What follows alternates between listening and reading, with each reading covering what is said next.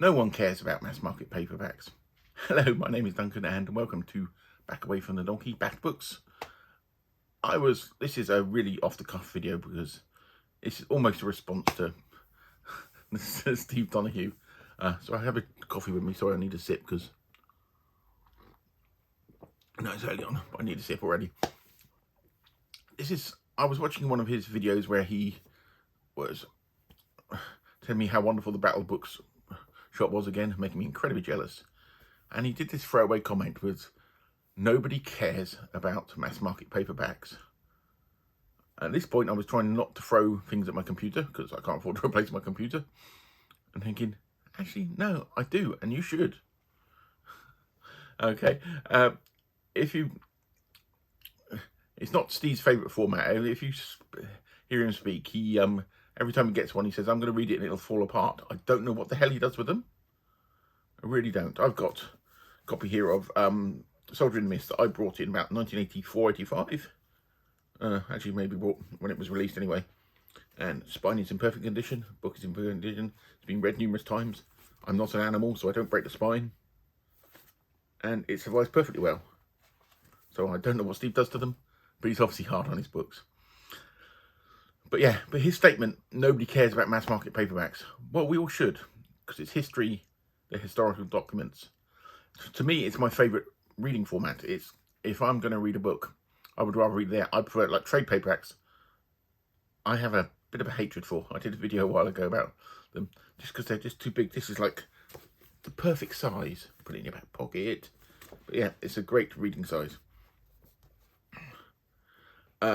But yeah, we should all care about mass market paperbacks. If you look into the history of mass market paperbacks, I know everybody says, oh, they appeared with the pulps, but there's stuff that appeared like from 1800s onwards, people trying to do mass market, cheaper versions of books. And the reason why we should now care about them is because sales of them going down, because it was originally the cheapest form of a printed book, and now people are going for the cheapest form. A lot of people are going Kindle stuff, even though other books, and then when they buy a proper book, that's what I call a proper book, they buy special editions or they just buy nice hardbacks. So the sales of mass market paperbacks have actually gone down. I was having a look at the thing a while ago. Sorry, I keep scratching my ear. So I just have to do a cut there because I'm nearly choking myself. But yeah, there's several reasons why we should really, really cherish our mass market paperbacks. Gene Wolfe one I showed you just a while ago, Soldier in the Mist. This book is published with the follow-up, which is Latro in the Mist.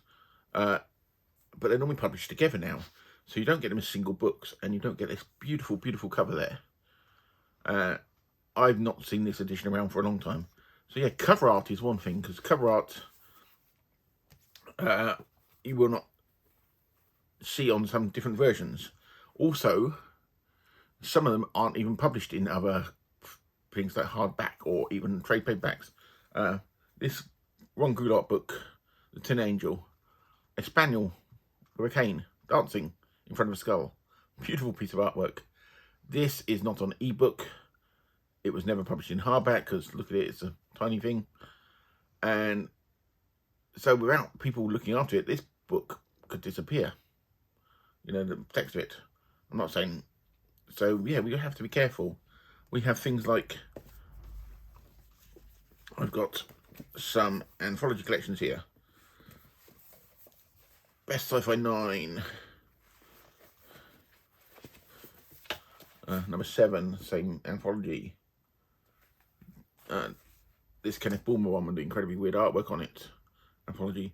Some of these short stories may not appear elsewhere, and they may just get lost in time. So yeah, we should pick these up, cherish them. And as I've said, some books don't get published in other formats, won't get published in other formats. I've got this Frank Gruber, Broken Lance, which is Western, I know. I love this cover. It's not an ebook. It's never been reprinted. Well, it was reprinted a couple of times in the 60s, I think, and that was it, and it's disappeared. So you cannot get this book now in any other format.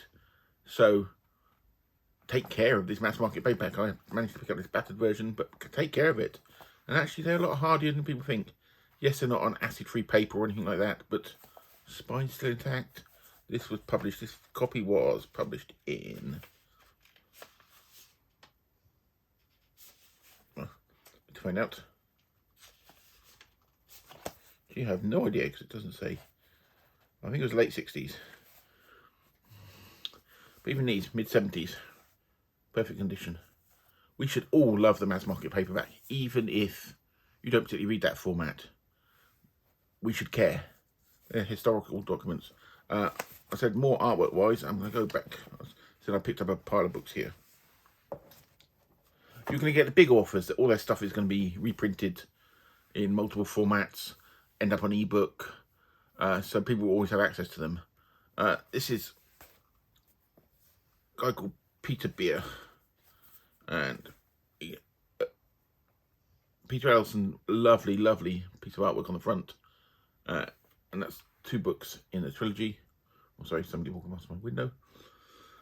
And they have not been reprinted. They, as far as I know, are not on ebook, and they never went to hardback.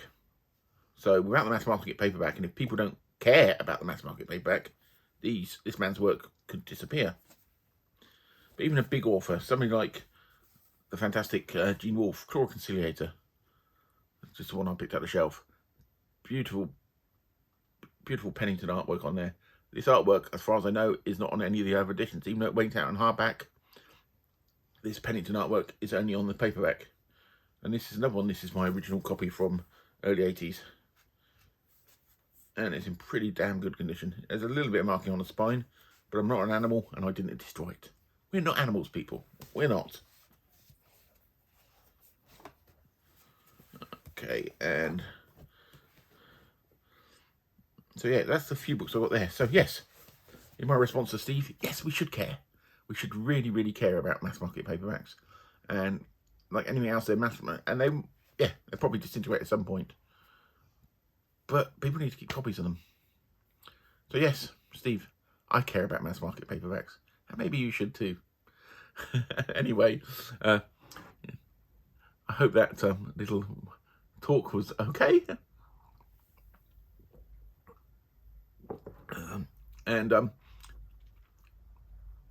Just your opinions on it below. Should we care about Mass Market Paperbacks? I really think we should. And we shouldn't reinforce them with sellotape either, because that's what Steve does. He reinforces them with sellotape. And this is now a go at Steve's archiving methods, because we know he's changed. He's a changed man, he is. Anyway, I will speak to you all very soon. I've got a few videos coming up over the next week, and that's it. I'm off. Me and my cup of coffee is off.